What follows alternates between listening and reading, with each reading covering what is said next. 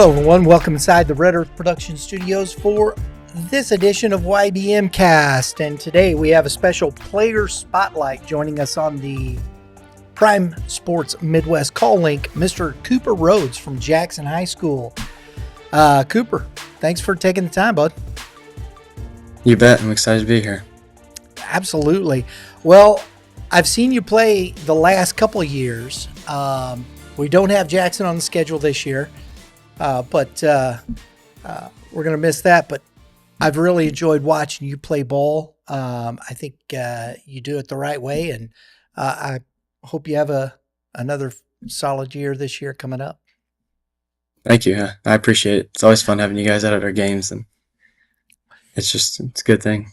Good community down there, man. It was so much fun. I told Coach Roach the hospitality is second to none. It was a lot of fun. We had a good time. It's a great park too.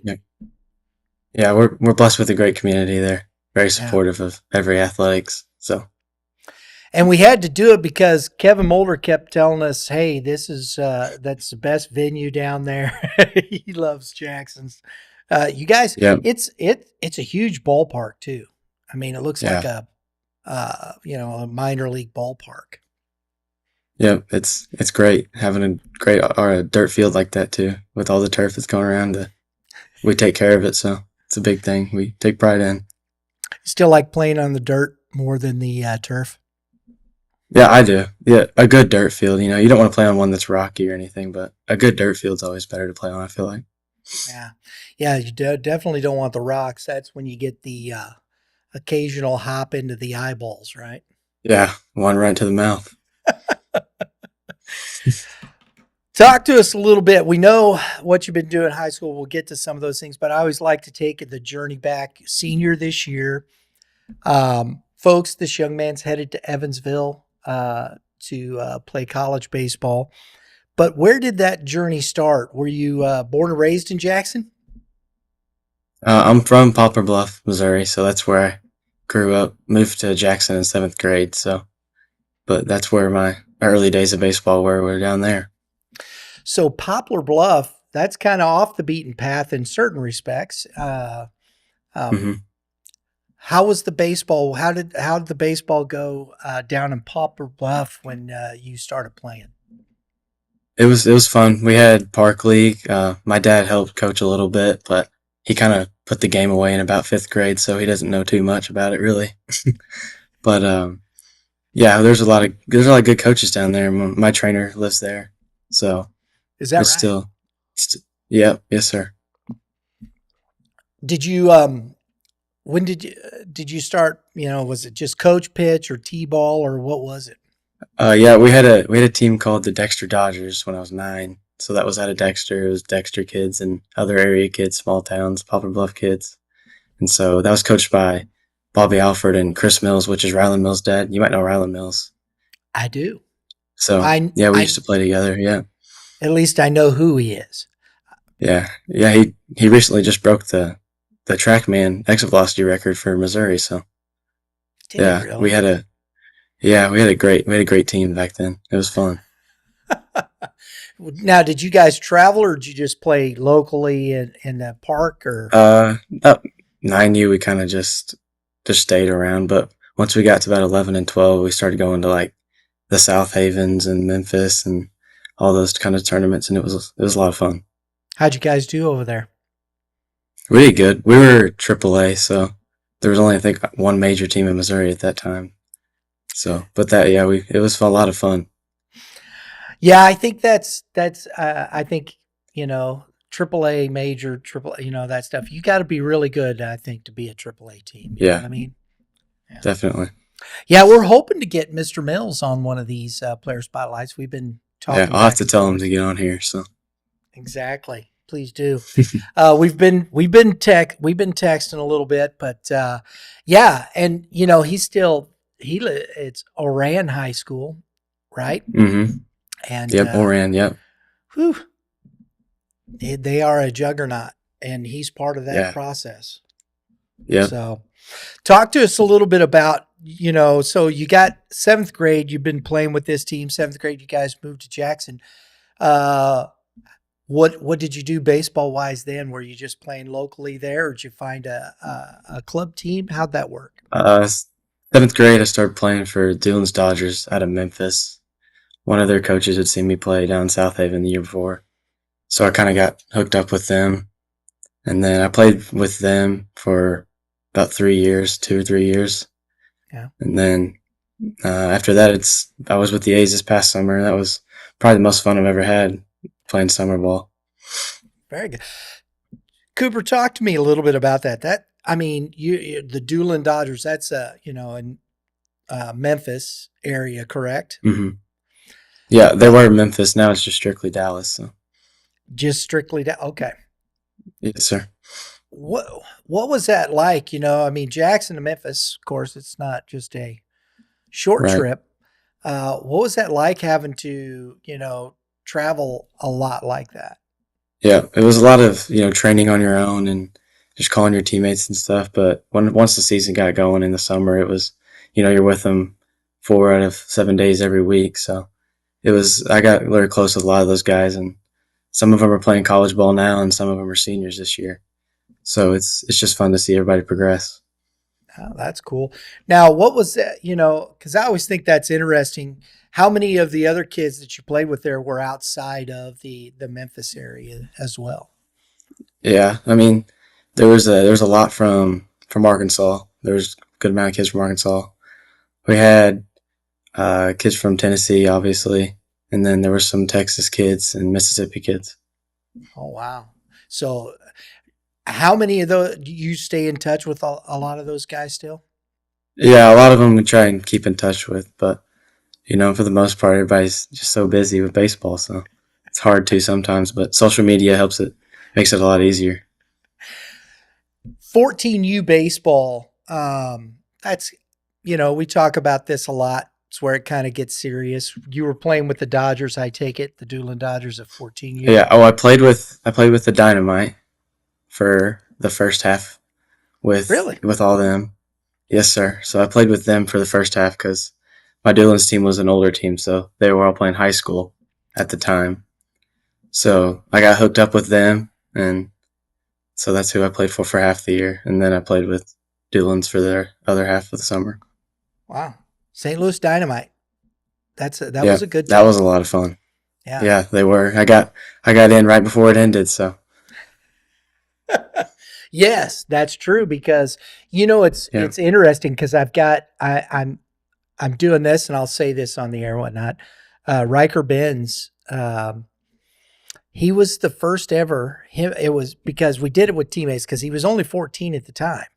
Uh, but it was that team there, and we had him and Gavin Richards. They were our first player Mhm. spotlight I ever. remember watching that video. Yep. Do you really? Yeah, I remember watching it. It was awesome. Yeah. So there's a walk down amnesia lane, right? Yeah, exactly. Oh, mercy. That's cool. I did not know that you were on Yeah. that team. There you go. I remember seeing that team play. Now, it was later in the summer. You might not have been there at the time, but it was in an Ellisville tournament with the St. Louis Dynamite down there. Hmm. So Yeah. very good. How did this process, you're playing with the Dynamite, you're kind of training on your own. How prepared, evidently you felt prepared for high school baseball. What was it that made you confident going into high school baseball? Definitely playing up for 2 or 3 years. That definitely gave me the confidence that I knew I could play high school baseball, especially at the varsity level. It's because I'd been playing against kids that were older, bigger, stronger. So I had to mature faster and learn the ins and outs of the game more than most kids probably had to. So I think that was very big for me. Absolutely. Do you think that working out by yourself in the summertime, or I mean, in the winter and things like that, I mean, that's an interesting scenario. Do you try to find workout partners and people that you can work out with? Because you don't have your teammates around. Does it get kind of feeling a little isolated at times too? It can, but when you got a little brother, that helps a ton because you got to keep him going and he keeps you going. So that's definitely been a good thing to have is a little brother that's pushing me. Yeah, because he wants to beat you, right? Exactly. Yeah. He's catching up. He's getting there. Very good. Very good. Well, I'm sure Coach Roach will enjoy that, right? That's always good. Yeah. Yeah. Exactly. Does he play in the tribe Jackson Tribe program? He did last year. Now he's going to the A's. But yep, he played for Tribe. Very good. Very good. When you're working out and you're doing and whatnot, what was the things that motivated you to keep going, to press, to get yourself better? Definitely probably well freshman year I got a little taste of varsity. I got to practice with them. I had my first inter squad against them. John Paul hit me in the back. My first varsity at bat, first pitch. I knew I had to bring that up on here. So yeah, definitely after freshman year, seeing how good we were and how good we could be the next year, I knew I wanted to be a part of it. So that was definitely the big motivator. Yeah. It's an interesting journey. You've played with some really good players, and the high school experience. Those guys ahead of you. What kind of example did they set for the underclassmen like that? It was a big precedent they set. Caden Bogenpole, Baden Hackworth, Henley Parker, all those guys. I learned a ton from them, especially sophomore year. Just I got thrown in there, the only non-senior in the lineup, so they could have all hated me, but they didn't. They took me under their wing, so that was definitely big for my development. Was the confidence that they had in me to help them win and help us get to state. You guys, we had a chance to talk with Coach Roach, and it's a similar type of situation here. You've got a lot of young players, and you being the senior, how are you taking those experiences, and how are you helping these young guys? Yeah, that's what I think is great about being a senior this year is that like our young core is maybe the strongest it's ever been.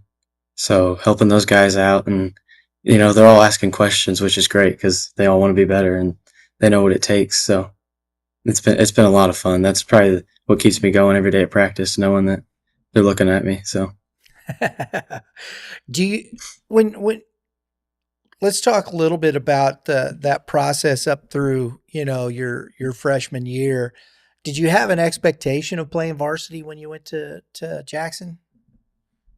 freshman year, I just knew I wanted to just try and be a part of it and learn as much as I could. I knew that I knew I had what it took, but I knew there was still more I needed to learn, and especially for the coaches to have confidence in me. I always think it's interesting as a freshman, to walk into that situation. When your first at bats, when you go into, did you feel overwhelmed at all? Uh, I mean a little bit maybe, but I mean not as bad as you thought you would think really. Just because like I said, playing up it helped me a lot. With the confidence of playing against older people, so that was big for me. That does make a difference, doesn't it? Yeah, it did. Yeah. Talk to us about, some coaches over those years, even going back to elementary, middle school, into high school. Talk to me about some coaches that have influenced you that have really helped in your development. Yeah, well, definitely my trainer, Terry Lucy. He's from Papa Bluff, so I started training with him when I was 9. So that's half my life right there. So he's been with me every step of the way. So he was definitely a big part. And then Chris Mills, Ryland's dad, he was a big part. Coach Doolan with Doolan Dodgers. He's had a lot of college guys go through there, so he's very smart in what he told me. Coach Elder, he's from Arkansas. And then you Coach Shermer, actually. Mason Shermer, his dad, Josh. That was probably one of the more fun coaches I had, growing up because he's like a young kid sometimes. And then, yeah, I would just say Coach Roach and the whole coaching staff we got now, Coach Smith. And then Nick Herron, definitely, Coach Herron. He helped me a lot, especially with the recruiting process. So, It makes a big difference. When you said Coach Shermer, that makes sense because Mason's a big personality himself. yep, exactly. That's that whole family. Yeah. Yep. Exactly. The, you know, Going into your senior year, I'm sure you have some expectations. Talk to us about some of the goals you've set for yourself and the team. Definitely get back to state just because me and John Paul were talking the other day. I'm the last guy that played at state that's left on the team. So there's a lot that, I know what it takes. So I got to try and install that. And that's definitely the biggest goal is that district championship and then that quarterfinal game and getting to state. That's the ultimate goal right there. Do you know now you got to play 2 out of 3 in the quarters to get to the state championships? Yeah, Coach Roach was actually telling us about that last year, how they might make that a thing. I like that. I like that a lot. What do you think is good about that type of tournament? I think it just gives like an even playing field pretty much because, one team might have one dude, but if you don't have two or three that can help you when you win, it's going to be a long road for you, even if you win game one because you might not have any pitching left, and as we know, pitching wins games. So Yes, it does, man. Yes, it does. You high school, you've gone through the recruiting process. I want to finish one thing here real quick. I like to ask this question. You've had an interesting road in the summertime with the differences in the way you play, all the different teams you played with and whatnot. Talk to me about, what are some of the biggest differences for you, especially when you're talking about summer baseball to high school baseball? hmm something I definitely say is it's not that like the competition. I wouldn't say it's more like talent probably. There's Mhm. just because in high school it's you got freshmen through seniors, so and they're all on the field. But once you go into travel ball, it's all kids your age, so it's just a little bit probably tougher, I would say, just because you're not facing some young people or unexperienced people. Everybody's your same age, maturity, and all that. I'd say that's probably the difference, and then just the summer you're trying to showcase yourself. I mean, we want to win games, but at the end of the day, you're it's for your development and your recruitment to go play in college. So that's what I would say is the fine line between it. The recruiting process, I'm sure, that's always, different perspectives and whatnot. When you started working on that, how did your parents help you with some of those decisions, and what was that like for you? Yeah, they're definitely a rock I had to lean on a lot, especially my mom, because we can get wrapped up in where I want to go to play baseball, but I mean our careers end someday. Everyone's does, so that's what she was big on was you need to find somewhere where you're going to feel comfortable in the classroom. That's fair. Absolutely. Yeah, I believe, because you're right. And, it's great to focus on baseball. And, if you got a dream and a passion to play it, go do it as long as you can. Make them kick you out, right? right, right. So what is, we said earlier you're heading to Evansville. What was it about Evansville academically that kind of tweaked your interest there? Um, Definitely the small class sizes. There's only at Evansville it's only 20 to 30 kids every class, so it's a real one-on-one experience with your professor, and that's what a lot of the guys that I talked to that are there now. That's what they said they liked about the academic side, especially. Very good. Do you have something in mind that you want to study? Now, exercise science is what I want to study, but I'm not really sure what I want to get into yet. After that, maybe physical therapy or training of some sort.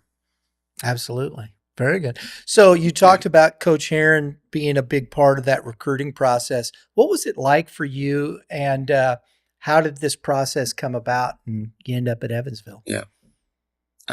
My recruiting process honestly didn't really start till this past summer. Honestly, I mean, a couple of schools like looking at me interested 16U, but this summer was definitely when Coach Herring got some coaches out to watch me play, and that was definitely this past summer was when it all started and where it all ended up.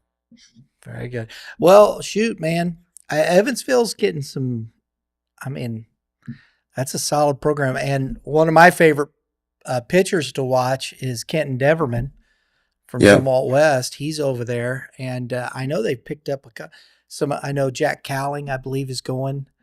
from North Point High School. Yep. They got some. They're recruiting quite a bit out of this area, so I think that's Yeah, interesting. they are. Yeah, it's gonna be cool. There's a lot of Missouri guys on there right now. Actually, Drew McConnell, he's from Blue Springs, I think, and Jake McGee from CBC. He is at Evansville now, and he's been playing. I like Jake a So lot. I didn't. yeah, I didn't know that's where he ended up. So he's playing. yeah, Is he getting time as a freshman? yeah. He's sitting. I think he hit cleanup today, so he's getting some ABs and he's producing. Man, they are recruiting some solid players, and it's showing. I mean, they took Tennessee right to the brink last year, right? Yeah, yeah. That was a lot of fun to watch. Yeah. So heading to Evansville after your senior season, I'm sure you'll get there and figure all that stuff out. You've got an opportunity here to take another step in your own career and whatnot. What do you guys? What do you think it's going to take for you guys to get to that, meet that goal of a Final Four? There's going to be some guys that definitely have to step up. We got 3 or 4 positions that we don't know who's going to play there yet. It's competitive at practice every day, and we got some pitchers that are going to have to step up from last year too. They're going to get more innings, going to be in bigger moments. So I think they're ready for it though. The coaching staff has definitely prepared them pretty well with our inner squads right now. But that's definitely the big key is guys just going to have to step up into a bigger role this year. Do you think? Do you like what you see within the competition at practices? Yeah, that's definitely been a big thing I've seen this first week of practice was every guy, there's 2 guys at every position and you could honestly throw either one of them out there and feel comfortable. And that's what you want. So it's just a matter of who's going to perform in our inner squads and our scrimmages. What are you? How? As far as leadership is concerned, when you're out there with these young guys and in the tryouts, I'm sure the tryouts are over and it's practice now. Um, Hmm. the guys that are there and whatnot, what are some of the things that you talk to them about on a daily basis that helps them understand, what it takes to fill a role on a team like this? Definitely just talking about with hitters especially is uh, pitching scouting reports and seeing different like tips that pitchers can give and things along those lines. We got a lot of other senior leaders that help out too. Peyton Kite, he's really stepped up this year and he's helped me out a lot and all of us leaders on the team. But he's one guy that I've definitely seen grow over the past 2 or 3 years and it's been fun to watch. So he helps a lot too with outfielders and pitchers. Outfielders and pitchers. So you guys got enough arms to do this deal? Yep, I think so. We got some guys that last year got some varsity time and they showed that they can hang. So I'm excited. That's all right, man. I appreciate you taking the time, man. I really do, Cooper. Thank you very much. Yep, I appreciate it. Thanks for having me on. Ah, my pleasure. I'm looking forward to watching you guys play this year. It'll be definitely interesting. You got a little, you got that District 1 down there filled and stacked with all those good baseball teams. That Hmm. that district is going to be brutal, isn't it? It is. It's going to be a gauntlet no matter who we draw. So it's just a matter of how well you're playing when that time comes and having the confidence in all your guys. Absolutely. We appreciate it very much. Cooper Rhodes, folks, make sure that I know I don't even have to say it. All you folks in Jackson, y'all go out and support these guys big time anyway. So there you go. Don't even have to say it.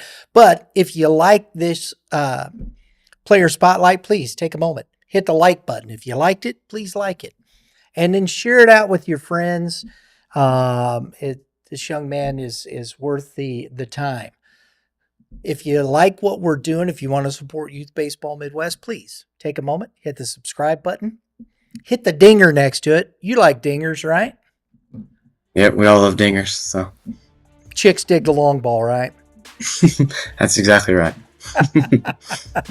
But hey, this isn't a home run, but it is a notification bell. It gets you all your notifications for upcoming episodes just like this.